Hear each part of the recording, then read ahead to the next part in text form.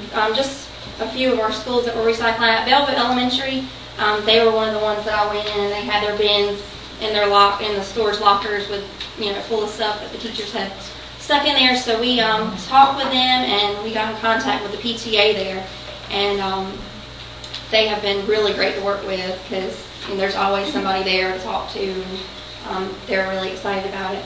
So they were one of the ones. We had the 90-gallon roll carts, and after a few weeks we had to bring in a 40-yard because waste industry was having to go to the school 3 times a week.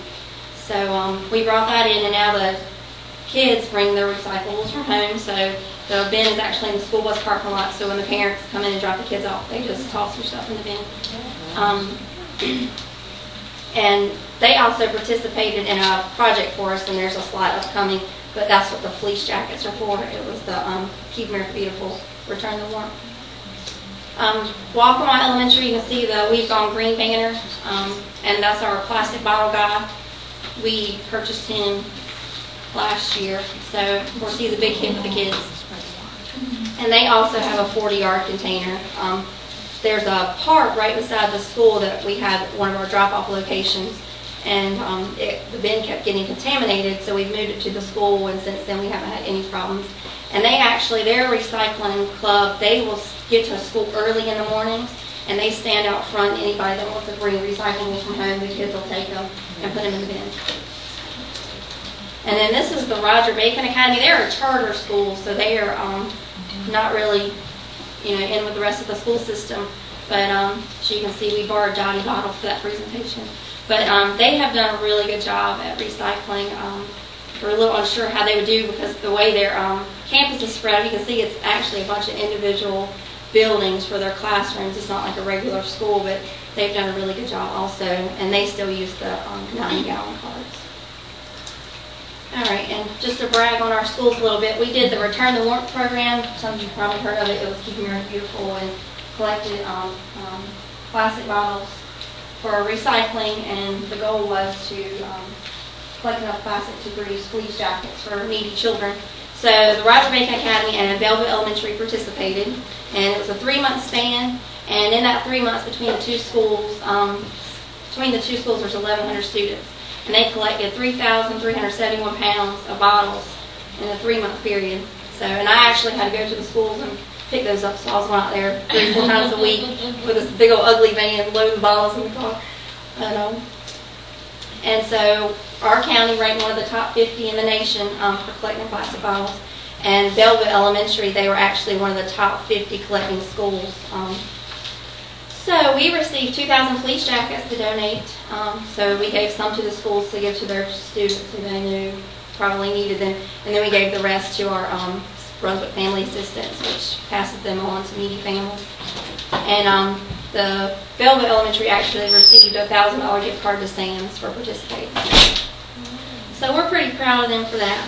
And then, of course, after that ran in the newspaper, we had several schools contacting us wanting to start a recycling program. So did you only collect plastic bottles for that time frame? No, we had separate cans. We had cans for just the bottles, and then we did continue the regular recycling program. As for our results for just overall recycling, Waste Industries does not give us weights, but they will tell us how many times they emptied our cans. So it's not really exact, but Walk-on Elementary started their program in this past November, and from November till June we had to empty their 40-yard 5 times. And then Velvet Elementary from July 1 to June 30th, they were emptied 8 times. And then the Roger Bacon Academy, they have 4 90-gallon carts, and those are emptied weekly. And then West Brunswick High School, they have 8 roll carts, and we've emptied those 19 times since January, so when they started their program. And then North Brunswick High School, they were another one that they had the roll carts. We have switched to a 40-yard, and that's been emptied 3 times since January. And going into the high schools, I didn't think that we would have a lot of participation. The kids get that age and they're, I just don't care, it's not cool to recycle or whatever. But they have done a really good job. They actually have a recycling club at North Brunswick, and there are 30 members in the recycling club, so I'm pretty proud of that. All right, lessons learned.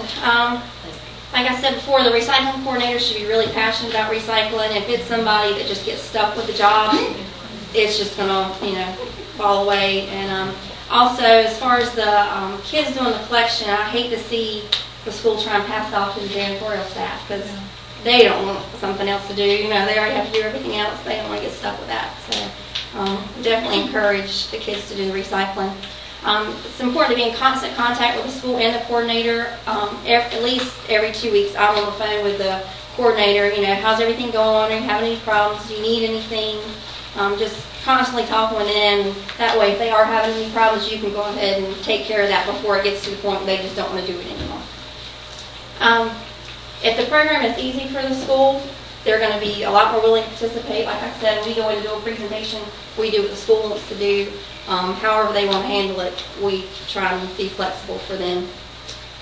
The presentations, like I said, we do what they want, but we really encourage smaller groups for the presentations.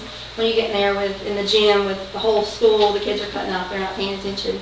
And, it's better, small groups, you can get hands-on participation with them. It works better. Last thing, never ask kindergartners if they have any questions. But I have learned you'll be there for 30 minutes. My daddy drinks beer and he doesn't recycle the bottles. So he has the craziest